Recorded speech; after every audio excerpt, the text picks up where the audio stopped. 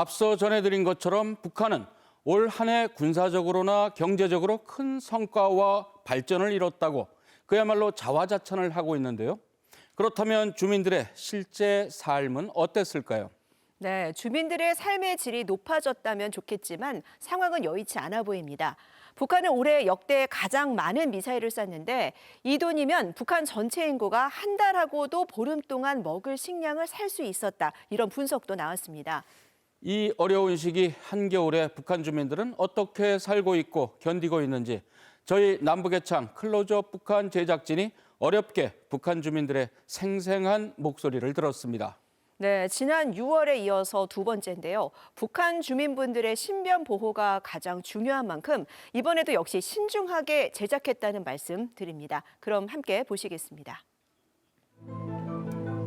각종 물자와 식량 공급 부족으로 생활은 더 나빠졌고 쌀값은 올해도 계속 올랐다. 주민들은 코로나19에 따른 북중 국경 봉쇄 3년째인 올해를 이렇게 전합니다.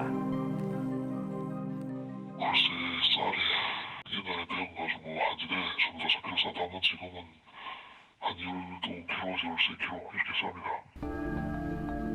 북한은 지난달 국경 봉쇄 뒤 최대인 3만 톤 규모의 쌀을 중국에서 들여왔지만 먹는 문제 해결엔 턱없이 모자랍니다. 하루에 3끼 중에 한 끼를 먹는데 정말 풀 날 때는 풀로 먹고 그다음에 그 두부 하는 데서 두부 찌꺼기를 가지고 그걸 그저 정말 이런 산나물이나 이런 배추 말린 거나 무 말린 거 이런 거 섞어서 무역을 다 막아놓고 거래를 다 끊어놓고 지금 코로나다 하고 지금 국경을 봉쇄했으니까 모든 게 지금 그 나라 국내 안에서는 몽땅 다 지금 전투예요. 먹고 살기 위한 전투. 쌀도 쌀이지만 다른 생필품 가격은 더욱 치솟았습니다. 쌀값이 그래도 제일 아들만 깁니다. 무거운 불보다는. 거의 다 중국산 라이터를 가스라이터를 사용했거든요. 그리고 개인이 앉아서 그 다 나가면은 그 가스를 여주는 그러한 또 행위를 하는 그 상인들도 있었어요. 그런데 지금은 가스 한 통에도 10배로 뛰어 올랐대요. 그러니까 이게 먹고 사는 걸 떠나서 가장 인간이 살 수 있는 최소한의 어떤 생활 필수품조차 되어 있지 않으니까 너무 힘들다. 이렇다 보니 남녀노소 할 것 없이 먹고 살기 위해 안간힘을 쓰고 있고 그나마 기댈 곳은 장마당뿐. 아침에 나가면 저녁 늦게까지 앉아서 그래 몇푼 벌면서 그걸 먹고 산다. 지금 내가 80년 살면서 지금 제일 힘든 고비를 넘기고 있다. 하지만 장기간의 국경 봉쇄로 장사꾼들은 물자 확보가 어려워졌고 일반 주민들은 가격 폭등에 장마당 이용이 예전만 못합니다. 이제 정말 할 장사가 없습니다. 장마당 보리라는 게 장마당에 옛날에 진짜 걔는 15,000원씩 하던 닭 한 자리 지금 3,000원씩 안 팝니다. 그리고 한 줄씩 나가서 그냥 마수거리 못했다는 사람들이 많고요. 그다음 상점이라는 것도 물건이 없어서 상점에 내야 되는 것과 이런 수익금이 있지 않습니까? 수익금도 벌기 힘들어합니다. 그나마 한국에 간 탈북민이 있는 집은 조용한 도움을 받으며 버틸 수 있다는데요. 열심히 벌어서 다 그저 고향에 자기 부모 자식한테 보내자는 이런 사람들이 진짜 한 80% 90%까지 다 돼요. 우리 탈북민들이 다 그렇습니다. 그래서 아프지 말고 그래서 이 보내준 돈 가지고 굶지 말고 그래서 우리 언제 아무 때도 만나는 날까지 건강하게 있었으면 좋겠다는 이런 바람이래. 그러나 브로커에게 줘야 하는 수수료는 부담스럽기만 합니다.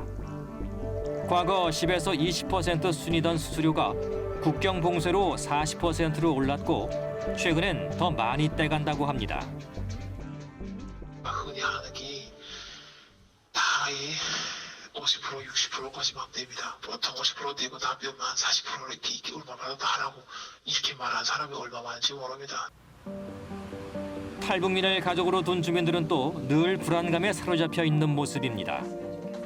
탈북민이 내부 소식을 외부에 알렸다며 그 가족에게 책임을 묻는다는 겁니다. 우리 동네 한 집이 아버지 잡아갔단 말입니다. 얼굴에 가서 잡아갔는데 왜 잡아갔는가?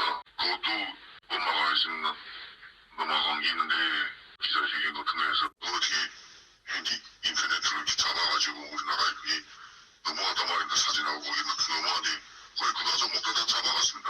이 땅에서는 그래서 죽는 게밖에 없습니다. 그래서 그렇게 하면. 일반 주민들에 대한 단속과 감시도 더욱 심해졌다고 합니다. 국경 지역에서는 주민들의 통행 시간까지 단속하고 있는데 이 같은 통제가 너무도 삼엄하다며 남쪽 가족과 연락할 때마다 하소연합니다. 국경 완전 강한 봉쇄에 들어가서 국경지대에서 물길에도 못 나오고 국경지대 나가기만 하면 그래서 무조건 사기를 쏴 중입니다. 세월이 많지 좀 정신도 긴장하고 그래서 이제 뭐 진짜 솔직히 말해서 옛날하고 달리 강에 나가서 수영이다 뭐니까 강에 무슨 뭐 강을 구경해 본 지 아주 불만입니다. 압록강을. 압록강물을 길어 먹었거든요.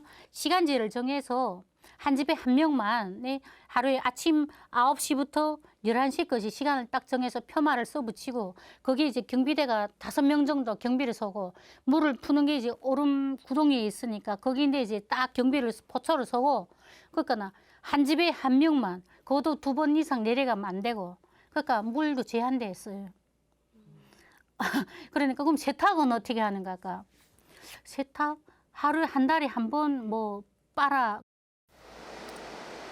이런 분위기 탓에 다른 주민은 내부에 돌아가는 사정을 묻자 알아보기 쉽지 않다며 난처해합니다. 이제는 진짜 찾아서 일단 보내주는 것도 다 그것도 방과 검색이기 때문에 그것도 목숨 내야 되는 일인데 시장 가격을 알아봐달라. 이건 정치적 성격을 철저하게 띠는 겁니다. 내가 이 문자를 포함해서 심장이 떨리고 이런 일은 절대로 못하니까. 사정은 이렇지만 북녘에도 어려움에 처한 같은 동포, 같은 사람이 살고 있다는 걸 알리고 싶다고 합니다. 밑살이 막 하고 할 때는 막 걱정 나는 것보다도 이 마음이 막 우라가 막 터져요. 왜 핵무기만 만들고 액주한 백성들을 굶게 죽이는가 하는 이런 마음이 막 드는데 그러니까 하루 빨리 핵무기를 그만두고 정말 우리 백성들을 잘 살게 하기 위해서라도 농사라도 좀 잘 짓고 무역이라도 열어놓고 농담 개방시켰으면 좋겠다는 이런 바람이 뺏깁니다. 김정은 위원장은 정권의 생존을 위해 핵과 미사일 개발에 사력을 다하고 있지만 바로 그때 북한의 평범한 청년은 가족과 자신의 생존을 위해 안간힘을 쏟아붓고 있습니다.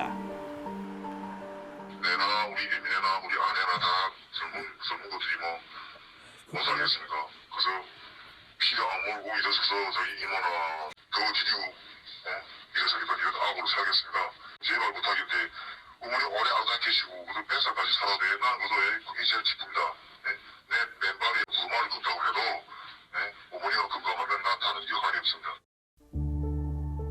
삼엄한 감시와 통제 가운데도 남쪽에 있는 80대 언니에게 마지막일 수 있는 안부를 전하고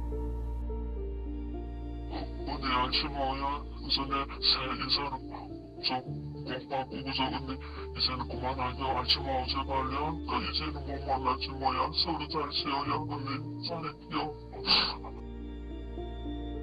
북에 있는 손주는 한 번도 만나지 못한 할머니에게 목소리로나마 혈육의 정을 전합니다.